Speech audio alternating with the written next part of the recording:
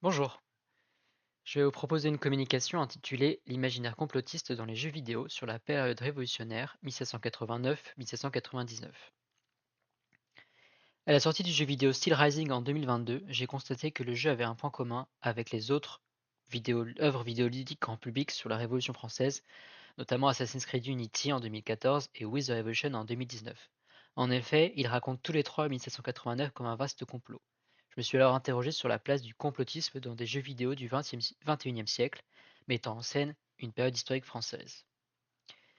D'abord, je me suis retrouvé face à une multitude de notions. Qu'est-ce qu'un complot? Qu'est-ce qu'une conspiration? L'historien Philippe Munk définit le complot comme une action concertée et secrète. Il est similaire à la conspiration. Le complotiste, le conspirationniste, est celui qui croit à la théorie du complot, alors que le comploteur, le conspirateur, est celui qui participe au complot. Le complotisme et le conspirationnisme sont des modes de pensée et des représentations manichéens qui réinterprètent l'histoire. Dans ce travail, je me penche alors sur ces deux notions qui sont ici synonymes et signifient donc un mode de pensée particulier. Munk définirait ainsi les théories du complot, des mythes, mythologies et imaginaires du complot. Les théories proposent une autre explication du monde à l'aide de représentations systémiques. Les imaginaires ont un caractère fabuleux, irréel, dramatisant et sur une longue durée. Comme annoncé, j'aimerais étudier le complotisme des scénarios de trois fictions vidéoludiques sur la Révolution. Le complot a été une réalité, en 1789 et 1799, plutôt une réalité dans la tête des révolutionnaires ou des contre-révolutionnaires. Il y a eu notamment beaucoup de théories du complot. Et je travaille de fait avec des fictions imaginaires. Je vais donc parler à la fois des thèses complotistes datant du XVIIIe siècle que des imaginaires complotistes des fictions du XXIe siècle. Je m'inscris dans une longue historiographie, qui n'est pourtant pas très fournie. Dès la seconde moitié de la Révolution, des historiens royalistes développent leurs théories, interrogeant les drames de 89 et de 94.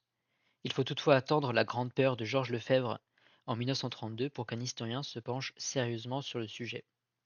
Les thèses d'une croyance populaire d'un complot aristocratique perdurent tout au long du siècle, jusqu'à ce que François Furet réoriente le débat autour du complot comme arme politique. En 2004, l'historien Timothy Taquet a démontré qu'il fallait arrêter de propager cette idée d'un complot aristocratique à l'origine de la Grande Peur. Dans la même logique, Guillaume Mazot a plus récemment insisté sur le risque de simplement réduire des phénomènes émotionnels en simple logique politicienne. Les études vidéoludiques ne sont pas en reste, car étudier le complot dans un jeu vidéo, c'est s'intéresser à l'angoisse, à la peur ou encore à la violence. Dans les recherches francophones, les ouvrages de Tony Fortin, Laurent Trémel et Mathieu Triclot ont posé des bases conceptuelles sur l'étude des émotions. L'ouvrage de Guillaume Bachelier, qui a publié sa thèse sur les lieux d'horreur dans le jeu vidéo, est très utile pour comprendre les mécanismes vidéoludiques liés à la peur. Travailler sur des jeux vidéo comme représentation d'un passé historique, c'est travailler sur des fictions dites historiques, et donc sur des imaginaires. Je reviendrai dans la première partie sur la présentation plus précise des scénarios, des trois jeux vidéo. Puisqu'il m'est impossible dans un temps si court d'étudier toutes les dimensions vidéoludiques, je vous propose de me concentrer sur les discours et leur transcription comme mécanique dans chaque jeu. Pour cela, je m'appuie sur des traces de création, c'est-à-dire les documents de conception qui peuvent donner un sens aux choix qui sont visibles et jouables. Les trois studios ont produit plus ou moins de documents. Steel Rising est un cas particulier puisque le studio français a embauché Marine Mac comme archiviste, afin de compiler et produire un ouvrage revenant sur différents aspects et moments de la création. Je cherche à comprendre pourquoi ces trois jeux vidéo grand public font du complot le centre de leur récit. Pour Guillaume Mazot, cette focalisation historique et historiographique provoque une réduction de la complexité émotionnelle et politique. Il y voit une réduction d'un processus historique complexe qui s'est étiré dans le temps. Il est intéressant de se demander comment les jeux vidéo traduisent dans un temps de jeu restreint la révolution. Quels choix ont alors été faits? Pourquoi la mécanique du complot revient-elle dans ces trois jeux? Quelles conséquences cela a-t-il sur la partie du joueur, sur son imaginaire de la révolution? Ainsi, je me demande dans quelle mesure l'imaginaire complotiste présent dans ces trois fictions participe-t-il à réduire le processus révolutionnaire comme une vaste conspiration dans un imaginaire social? Dans une première partie, je m'intéresserai à quel type de complot on parle, de quel complot parle-t-on.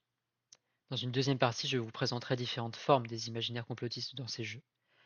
Enfin, je me poserai la question, le complot est-il un outil réactionnaire? Je vais donc commencer par vous présenter les œuvres que j'ai retenues.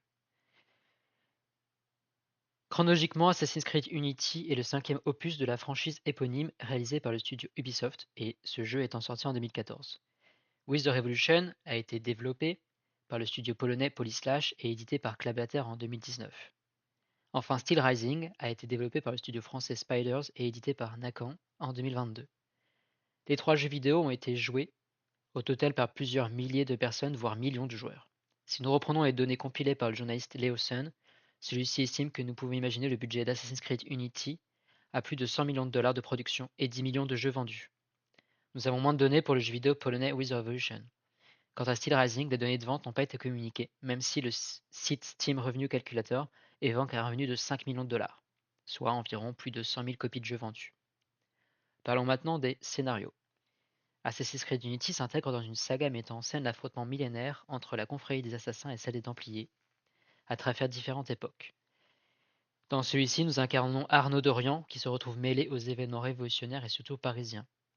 Le jeu se déroule de 1789 à 1794 principalement. Le joueur doit démêler des intrigues politiques et fantastiques afin d'achever la partie et empêcher la prise de pouvoir autoritaire des Templiers. C'est un RPG à la première personne, dans un monde ouvert qui correspond à une partie du Paris du XVIIIe siècle. With the Revolution est un jeu en point and click qui raconte les aventures d'Alexis Fidel, juge d'un tribunal révolutionnaire. La temporalité est assez floue, mais le récit semble débuter en 1791 pour s'étendre jusqu'en 1795. Le gameplay tourne autour d'entretiens, de procès et de décisions à prendre pour terminer la partie. Le joueur doit faire des choix stratégiques pour survivre à ses adversaires politiques ou familiaux. Enfin, Steel Rising est un RPG à la première personne, basé sur le principe des Souls-like, c'est-à-dire un sous-genre d'action RPG né après le jeu vidéo Demon's Souls de From Software en 2029. On y incarne Aegis, une automate conçue pour protéger Marie-Antoinette. Le jeu se déroule en 1789, mais Louis XVI a empêché la Révolution à l'aide d'une armée d'automates. C'est un récit fantastique, il y a de la magie, et uchronique puisque le passé a été modifié. Le joueur doit arrêter le roi et sauver la population parisienne. Nous avons donc des jeux qu'on pourrait qualifier d'historiques, car ils mettent en scène un passé vraisemblable. Mais les 3 œuvres possèdent des éléments fantastiques assez évidents. Civilisation ancienne, pouvoir magique, créatures surnaturelles. De même, chaque récit accorde une place importante au complot. Le joueur doit l'empêcher, l'arrêter, voire détruire les comploteurs pour rétablir la vérité historique. Je développerai dans une partie suivante les différents niveaux de récits complotistes. D'abord, j'aimerais vous présenter la typologie que je souhaite appliquer à cette étude. Comme mentionné, je m'appuie donc sur celle établie par l'historien Philip Monk, qu'il a développée dans son étude sur la place du complot pendant la Révolution. Il y a développé 6 traits que l'on peut appliquer selon lui au conspirationnisme. 1. L'histoire humaine, qui correspond à une conception de l'histoire où les événements sont produits par des volontés individuelles. Il n'y a pas de hasard ou d'accident. Un rejet des causes générales et des structures. 2. Le monde occultiste et la réalité masquée. On empêcherait les individus de savoir la vérité. 3. Le pouvoir omnipuissant. Contre-pouvoir puissant. Un contre-pouvoir puissant est à l'origine du complot. 4. La figure étrangère. L'accusation envers un autre. Un contre-pouvoir est extérieur à la société. 5. La méthode hypercritique. Surinterpréter les faits. Faire des liens hasardeux. Manipuler les sciences. 6. La mise en intrigue. Ensemble des moyens mis en œuvre pour créer un autre récit. Des représentations qui vont venir soutenir la théorie du complot. Je propose donc d'appliquer cette typologie aux 3 jeux vidéo mentionnés, afin de comprendre pourquoi le complot est autant utilisé par les studios vidéoludiques, et pour étudier les conséquences que peut avoir cette omniprésence dans un imaginaire social de la Révolution. Dans cette deuxième partie, je vais donc présenter 3 principales formes d'imaginaire complotiste. D'abord, les différents niveaux du récit. Travailler sur une fiction dite historique nécessite de se pencher sur 2 contextes principaux. Celui représenté, ici ce serait la Révolution française qui date du XVIIIe siècle, et celui de la création de l'œuvre, donc le XXIe siècle. Je m'appuie sur le concept de médiévalisme. Louise Darsens, professeure de littérature anglaise, le définit comme la réception, l'interprétation ou la recréation du Moyen-Âge européen dans les cultures post-médiévales. Je souhaite l'élargir à cette période historique de la Révolution, et donc j'étudie la représentation du complot et sa traduction dans le récit, ce que j'appelle la recréation, la place du complot dans la dynamique du jeu, ce qui serait la récréation, et sa réception. J'ai mis toutefois analyse des réceptions dans cette étude, comme je vous l'ai dit, afin de me concentrer sur les niveaux du complot. Celui qui prétend raconter l'histoire de la Révolution comme une conspiration, je l'ai nommé dans ce tableau le complot historique. Et celui qui est un moyen vidéoludique de jeu, je l'ai appelé ici le complot vidéoludique. Si j'applique cela à mes 3 jeux vidéo, voici ce que j'obtiens. Le complot historique pour Assassin's Creed Unity, c'est les Templiers qui auraient provoqué la Révolution afin de créer une guerre civile. Robespierre serait l'agent principal des Templiers. En termes de complot vidéoludique pour Assassin's Creed Unity, le principe c'est que nous sommes un assassin qui doit sauver le monde, et donc il faut dévoiler le complot des Templiers. Ce complot, on le retrouve d'ailleurs dans tous leurs jeux. Pour Wizard Revolution, le complot historique serait le résultat d'une conspiration mystérieuse. Le peuple français aurait été manipulé. Dans un premier temps, le coupable semble être Robespierre. En termes de gameplay, le joueur doit résoudre des enquêtes et des interrogatoires afin de dévoiler la machination. Enfin, Steel Rising. Pour le complot historique, la révolution n'a pas eu lieu, car un complot a fonctionné. Le roi a écrasé la révolte. Pour le gameplay, le joueur enquête sur la mort du dauphin, les exactions du roi, et vient en aide au peuple. D'un côté, on observe que la révolution est racontée par l'angle du complot, déclenchant le prétexte du récit. De l'autre, on constate que le complot s'inscrit dans l'histoire de la franchise, pour que ce soit Assassin's Creed Unity, ou comme mécanique de jeu pour Wizard Revolution et Steel Rising. Si je développe plus précisément la typologie de Munch. Il n'y a pas de place pour les causes générales et circonstances de l'histoire. Dans Assassin's Creed Unity, ce sont les Templiers qui manipulent Robespierre et provoquent la révolution. Les assassins essayent de soutenir le peuple et reprendre le contrôle. Dans With the Revolution, c'est aussi Robespierre qui manigancerait dans l'ombre pour reprendre le pouvoir. Dans Steel Rising, c'est le roi qui a empêché. Dans les 3 cas, ce sont des figures individuelles qui ont provoqué ou empêché un processus historique. La réalité serait occultée. Dans les 3 jeux vidéo, le joueur affronte des personnages cachés, plus ou moins identifiables et démasquables. Il y a même plusieurs niveaux d'ennemis cachés. Un contre-pouvoir puissant. Dans Assassin's Creed Unity, ce sont les Templiers. Dans With the Revolution, il y a une figure démiurgique qui explique l'ensemble du récit. Dans Steel Rising, Louis XVI est présenté comme l'ennemi principal du jeu, et il possède même des capacités magiques et technologiques. L'origine étrangère. Dans Assassin's Creed Unity, on parle d'une civilisation ancienne étrangère, extratemporelle. La confrérie des assassins est elle aussi étrange, puisqu'elle est à part de la société. Dans With the Revolution, le joueur doit affronter de nombreuses menaces qui l'isolent de sa propre famille. Il devient difficile de savoir d'où vient la menace et qui contrôle la révolution. Plusieurs personnages arrivent d'ailleurs jusqu'à la capitale, ils viennent d'ailleurs d'au-delà. Dans Steel Rising, le roi est d'abord la principale menace, mais finalement c'est le comte de Cagliostro, né en Sicile, qui se révèle être le plus grand ennemi. Les 2 derniers critères correspondent à la surinterprétation des faits et la mise en récit. Je vais développer la mise en récit dans la partie suivante. Mais d'abord, j'étudierai les mécaniques du gameplay et comment elles sont liées à cette méthode hypercritique. Ici, je vous avais mis une capture d'écran montrant Robespierre dans un nuage de brouillard, et derrière lui se tient une figure justement dans l'ombre de Robespierre qui sera dévoilée plus tard dans le jeu.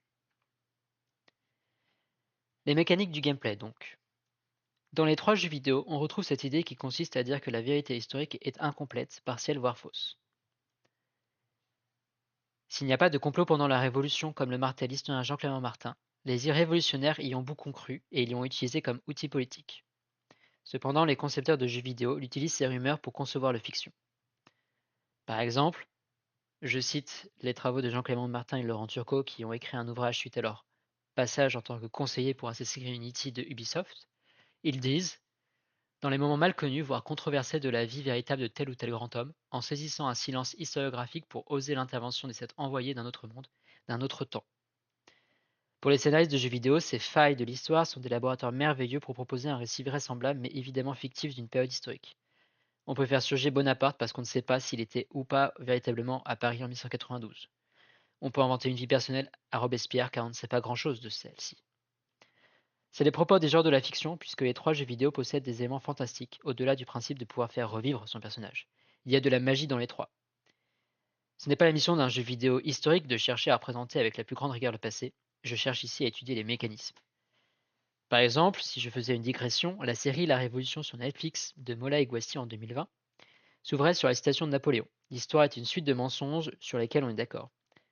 On voit que les jeux vidéo reprennent cette logique scénaristique pour proposer à leurs joueurs de jouer avec une autre vérité historique. Dans les 3 jeux, la mécanique de l'enquête est ainsi présente. Elle apparaît pour la première fois d'ailleurs dans la franchise avec Assassin's Creed Unity et les meurtres à résoudre. Dans With the Revolution, on doit trouver le bon coupable lors des procès. et arrêter les machinations politiques de ses ennemis. Dans Steel Rising, les enquêtes permettent de libérer les personnalités politiques importantes qui peuvent avoir une solution pour arrêter le roi et reprendre le cours de la révolution. Faire du joueur un enquêteur dans une simulation historique ressemble à la méthode de l'historien qui enquête. On rassemble des preuves, des documents, parfois faussement historiques, voire des documents historiques virtuellement reproduits. On les compare pour dévoiler une vérité qui s'approche parfois de celle du passé. Puis on observe le cours de l'histoire reprendre plus ou moins son chemin, sauf si le jeu est uchronique. Par ailleurs, ne pas résoudre le ou les complots dans le jeu est souvent synonyme de fin de partie. Si l'on superpose l'importance du complot dans ces jeux avec une mécanique de jeu qui pousse le joueur à trouver une autre vérité, le degré de confusion historique augmente nécessairement. Pour consolider cette réalité alternative, les concepteurs s'appuient sur des figures réelles que je propose d'étudier maintenant. J'avais aussi marqué cette citation que je vous lis quand même, c'est vrai que j'ai oublié de la préciser. Il n'en fallait pas plus pour enflammer l'imagination du studio, lequel prend plaisir à cultiver les goûts des personnages dans l'idée de donner à l'histoire une nouvelle impulsion. De cette passion de longue date pour les sciences de la mécanique, en effet, les world designers de Steel Rising forcent le trait de caractère du roi jusqu'à en faire chez lui une véritable obsession. Ici, donc, l'idée que Louis XVI avait une passion pour les automates est une de ces failles dont parlent Laurent Turcot et Jean-Clément Martin pour permettre aux concepteurs d'imaginer dans Steel Rising un Louis XVI devenu un dictateur à la tête d'une armée d'automates tueurs. Donc, comme j'ai dit tout de suite, je m'intéresse maintenant aux figures du complot. Dans les découvertes qu'on a faites, et ça a été un peu une surprise, parce que comme un peu tout le monde, je pense, Robespierre, c'était la terreur. C'était le loup sanguinaire, le Robespierre de 1789, parce que le jeu se passe vraiment en 1789, juste avant la prise de la Bastille. C'était un Robespierre qui était complètement différent, très idéaliste, qui se battait contre la peine de mort, anti-esclavagisme, très très engagé et sur des thématiques qu'on n'attend pas d'un personnage tel qu'on l'a souvent présenté à l'histoire à l'école. Cette citation est de Joanne Rousseau, directrice du studio Spiders, scénariste de Steel Rising, qui mentionne ici dans un entretien de mai 2022 son rapport particulier à l'histoire scolaire. C'est loin d'être la première créatrice de fiction à l'évoquer comme source principale d'inspiration. Elle évoque à demi-mot des recherches documentaires qui sont confirmées dans l'enquête menée par Marine Mac lors de la conception du jeu. Rousseau dit donc avoir appris que Robespierre était synonyme de terreur, qu'il était un loup sanguinaire, ce qui rappelle l'iconographie thermidoria de 1794. Et même With the Revolution où on voit un Robespierre loup. Les concepteurs de jeux vidéo se raccrochent à des figures historiques de premier plan qui vont stimuler et interpeller les joueurs. Il y a cette envie de croiser Robespierre, la famille royale ou encore Bonaparte, plutôt que Manon Roland, véritable héroïne révolutionnaire. Les mythologies contemporaines depuis 2 siècles sur la Révolution ont mis en avant des personnages plutôt que d'autres. C'est là l'influence des récits et des représentations souvent déformées. De plus, comme je l'ai mentionné plus haut, les failles documentaires sont de véritables trésors pour les créateurs artistiques. Dans Assassin's Creed Unity, l'incertitude de Robespierre m'amène à inventer une autre fin. À la mort de Robespierre, il y a eu une explosion créatrice de récits et de représentations antiterroristes. Tout cela a bien été étudié par la communauté historienne. Dans Comment sortir de la terreur en 1789, Bachko décortique la fausse rumeur d'un Robespierre roi. Il y démontre que cette légende a été un vrai pour de nombreux citoyens, comme C. Saint-Guitare, auteur d'un célèbre journal intime qui utilise même le mot complot. L'historien est l'un des premiers à expliquer que cette théorie du complot, historien Bachko, a été une arme politique contre la pensée et l'héritage robespierriste. Les thermidoriens ont multiplié les textes et les images permettant de faire de Robespierre un monstre, ce fameux tyran de la terreur, voire qu'il rêvait de devenir roi. Il n'y a pourtant aucune preuve, hormis un saut de lys qui a prouvé être un faux. Mais quelle aubaine scénaristique pour la fiction. Cet imaginaire a fortement reculé pendant la Troisième République et après la Seconde Guerre mondiale sous l'influence des communistes, qui voyaient Robespierre comme une figure plutôt positive. On assiste à une réaction fictionnelle depuis 1989. On le constate dans les 2 jeux vidéo Assassin's Creed Unity et With the Revolution. Robespierre est un loup sanguinaire, un ennemi de la liberté. Seul Steel Rising s'écarte donc de cette légende noire, comme on l'a vu, suite à un travail de documentation historique. Une grande partie des concepteurs de jeux vidéo reprend alors l'imaginaire thermidorien complotiste comme matériaux principaux de leur récit. De fait, ils copient indirectement le critère antistructurel de la typologie du Monk. Ils reproduisent cette focalisation sur l'importance des individus dans le processus révolutionnaire, à l'opposé de centaines de travaux historiques qui démontrent des causalités complexes, collectives, axées sur des continuités plutôt que sur des fractures. Steel Rising se démarque également de 2 autres jeux vidéo en présentant un Robespierre radicalement à gauche, cohérent avec ses idéaux de 89, comme le disait Joanne Rousseau. Vous voyez d'ailleurs les captures d'écran des jeux Assassin's Creed Unity, ici, on a un Robespierre, d'ailleurs, dont le visage a été fait à partir du masque vérolé qui n'est pas forcément attribué, un masque mortuaire qui n'a pas forcément été attribué pour de vrai à Robespierre, mais qui va dans l'idée d'un Robespierre malade, à la peau abîmée. With the Revolution, on a là un Robespierre en rouge dont les dents sont tendues. Et Steel Rising, où pour le coup, on a un visage plutôt lambda, plutôt neutre pour Robespierre. Les concepteurs mettent aussi en avant euh, d'autres personnages intéressants comme Julien Remond, qui est un militant oublié de l'abolition de l'esclavage. C'est même pour ce personnage seulement qu'ils ont fait appel à une historienne, Christelle Gomis. Le reste du travail de documentation, j'en reparlerai, a été fait autour de Antoine Pinchot, qui est en fait un romancier. Enfin, Louis XVI est en général plutôt anecdotique dans les fictions post-bicentenaires, à part Un peuple et son roi, le film de Pierre Scholler. Il est même souvent montré comme un incapable, un idiot, un pantin qui n'a pas vu venir la crise. Dans Steel Rising, il est pourtant l'ennemi principal, montré comme un fin stratège. Le potentiel uchronique du scénario de Steel Rising, limité à 1789, permet au studio Spiders de proposer une fiction qui se démarque des autres. Ils font l'effort de ramener de la complexité dans un imaginaire social de la Révolution assez figé. J'ai voulu présenter dans cette deuxième partie les éléments des jeux vidéo qui sont liés au complot. Puisque la Révolution a été une période très sensible aux idées complotistes, les fictions sont des lieux propices à l'enquête, à la recherche de la vérité occultée. Les différents gameplays des jeux intègrent plus ou moins les mécaniques de complot dans leur récit. Les failles historiographiques et biographiques permettent de construire un monde vraisemblable. Pour autant, les concepteurs de jeux vidéo reproduisent des récits et des représentations déformées qui sont issus de manipulations politiques après Thermidor. J'arrive alors à ma dernière partie pour interroger ces discours réactionnaires que l'on trouve dans les jeux vidéo. En effet, ces discours et politiques et mythologie contemporaine font du complot un élément central. Mais le complot dans la fiction est-il un outil réactionnaire? Je commencerai par parler de la réduction de la complexité historique. Une rumeur est un fait social réel, en cela elle recèle sa part de vérité historique, non pas sur les nouvelles qu'elle fait ébruiter, mais sur les conditions de possibilité de son émergence et de sa diffusion sur l'état d'esprit, les mentalités et l'imaginaire de ceux qui l'ont accepté comme véridique. Si l'on suit les idées de Bashko, l'important n'est pas de chercher à prouver que les concepteurs de jeux reproduisent des erreurs, des anachronismes. Ce qui m'intéresse, ce sont les conditions d'émergence de ces rumeurs et de complots pendant la création du jeu. Également, ce sont les conséquences sur l'imaginaire de ceux qui créent les jeux et sur ceux qui y jouent qui m'interrogent. Je l'ai répété à plusieurs reprises, le principal danger, mais aussi la force du complot, et sa capacité à réduire la complexité historique. Pour les individus qui n'ont pas été formés à la méthode historique, le passé leur a surtout été transmis à l'école mais pas au-delà. Leur principale interaction avec l'histoire après leurs 18 ans relève d'initiatives personnelles vers des travaux de chercheurs ou vers des fictions historiques. Dès lors, ils consomment des travaux qui cherchent à simplifier, à vulgariser ou à divertir. Il ne faut pas blâmer les créateurs de fiction et rejeter la fiction comme beaucoup trop de chercheurs le font. J'insiste parce qu'elle serait une version simpliste de la réalité. La fiction est aussi un incroyable laboratoire pour réfléchir sur nos méthodes scientifiques, notamment en histoire.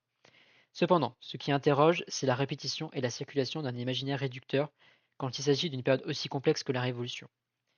Je l'ai dit, Guillaume Mazot, l'historien, a critiqué les thèses sur la Grande Peur de 1789 qui réduirait l'événement à une panique collective, alors que ce serait pourtant plutôt un mouvement de défense et d'organisation. De même, Guillaume Mazot avait démontré qu'il y a une hypersensibilité de l'opinion publique et que les historiens peuvent basculer d'une opinion à une autre sous l'influence d'un attentat ou d'une véritable peur. Robespierre comme Vadier, l'adversaire principal de Robespierre, ont tout à fait eu conscience qu'il était possible d'utiliser le complot comme une arme politique. Il serait intéressant de voir toutes ces machinations dans des jeux vidéo. We the Revolution reproduit plus ou moins le système judiciaire du tribunal révolutionnaire, mais le discours principal du jeu est de critiquer la révolution sous un prisme réactionnaire.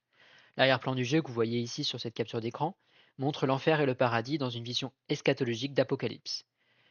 Il faut savoir qu'en Pologne, l'influence de l'Église catholique est aujourd'hui très forte puisqu'elle contrôle principalement l'ensemble des médias. Et l'histoire à l'école des jeunes Polonais est très sombre, notamment envers la Révolution. La délivrance serait arrivée avec le libérateur Bonaparte qui est vu comme un héros en Pologne. C'est comme ça d'ailleurs que s'achève le jeu With the Revolution. De même, il y a, rappelons-le, une figure démiurgique dans With the Revolution, le marionnettiste, qui ramène une explication simple à l'origine de la Révolution dans le jeu. C'est lui qui tire les ficelles.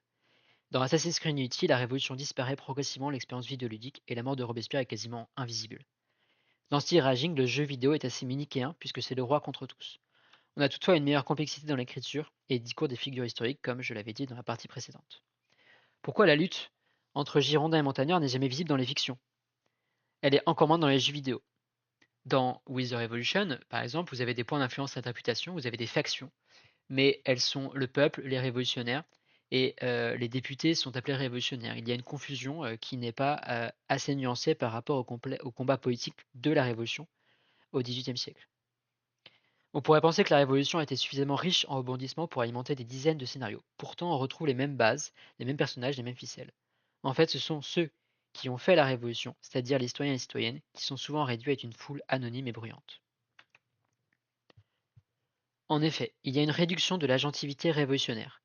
Dans l'ensemble, depuis une trentaine d'années, dans les fictions audiovisuelles et vidéoludiques, le peuple est un concept flou qui a le corps et le visage d'une masse informe. On le voit sur cette capture d'écran. Ce traitement est déjà en contradiction avec les évolutions historiographiques de la microstoria, la microhistoire, qui s'est répandue dans les pratiques historiennes depuis les années 80. Hormis quelques exceptions notables, les fictions se focalisent encore sur les grandes figures de l'histoire et s'approchent beaucoup d'un roman national. Les jeux vidéo ne dérogent pas à la règle. Dans Assassin's Creed Unity, les rues sont envahies par une foule bruyante, violente, agressive. Les limites technologiques de l'opus provoquent même un sentiment étrange car ces citoyens en colère ne rentrent jamais chez eux. Paris est en constante révolution. Dans With the Revolution, les visages sont visibles lors des scènes où notre personnage doit les haranguer. Afin de gagner des points de réputation, nous devons tenter de manipuler l'opinion, et donc le peuple. On voit les mains du marionnettiste qui manipule dans l'arrière-plan de cette capture d'écran de With the Revolution. En termes d'environnement sonore, il y a une clameur, un brouhaha, quelques rires ou agacements. Les visages sont parfois grisés comme anonymes. Dans le style Rising, le peuple est soit un tas de cadavres, soit des voix avec lesquelles on peut interagir brièvement derrière des portes. L'ensemble de ces choix et de ces procédés provoque une réduction de l'agentivité révolutionnaire. Puisque dans la majorité des fictions, dont les jeux vidéo, le peuple est manipulable, incapable, cela nourrit l'idée que le peuple est impuissant. Rappelons aussi que c'est un point commun avec les théories du complot, qui nient les structures collectives pour favoriser les causes individuelles. Si les Français ont fait leur révolution en 1789 parce qu'ils se sont rendus dans l'espace public, les fictions effacent cet engagement décisif. On peut l'expliquer par des contraintes technologiques, mais c'est surtout un choix de scénario pour ce dernier, enfin, je veux dire Steel Rising, car le peuple a été massacré par le roi. Son absence s'explique alors par son importance critique. Il est vrai qu'on pourrait se dire que le fait qu'il soit mort insiste sur le fait qu'il doit être là pour que la révolution ait lieu. Dans With the Revolution, c'est clairement un choix artistique puisque le jeu n'est pas limité graphiquement ou par son scénario. Dans le passé, on retrouve de tels discours dans les récits et les représentations réactionnaires contre-révolutionnaires au XVIIIe et au XIXe siècle. L'objectif politique est de minimiser l'importance du peuple et sa capacité à renverser l'ordre instauré. Le Directoire, en 1795, met en place des lois contre les sections populaires et sans-culottes. Pour certains, c'est la fin de la Révolution dans son côté populaire. Robespierre et ses alliés ont été défendus par une grande partie du peuple parisien jusqu'à la fin, malgré ce que l'on dit. Plus tard, les théoriciens conservateurs proposent des mesures pour empêcher et limiter l'agentivité populaire. Paradoxalement, ce sont ces discours qu'on retrouve dans les conceptions vidéoludiques au XXIe siècle. Le combat populaire apparaît comme vain. Le peuple aurait été manipulé et utilisé pour mener à bien une conspiration ou pour satisfaire des carrières individuelles. Je vous montre cette dernière capture d'écran du coup de Steel Rising qui reprend la figure et l'imaginaire de la Marianne du tableau de la liberté dans le peuple de Delacroix.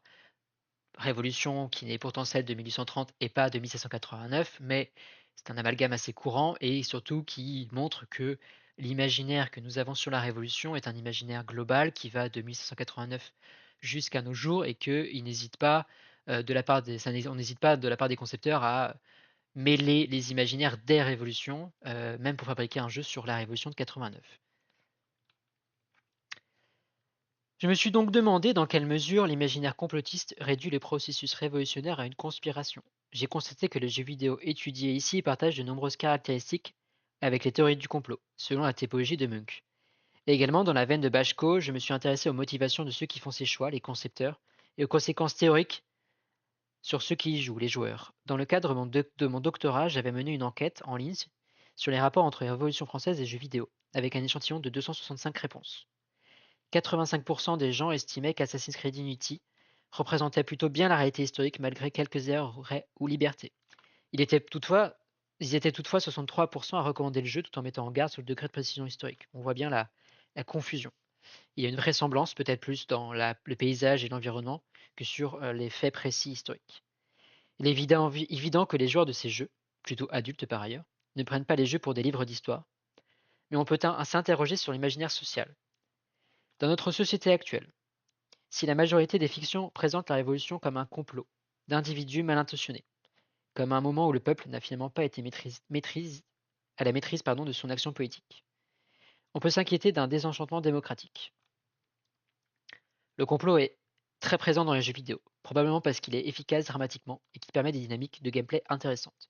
Cependant, cela provoque une lecture réductrice de la période révolutionnaire.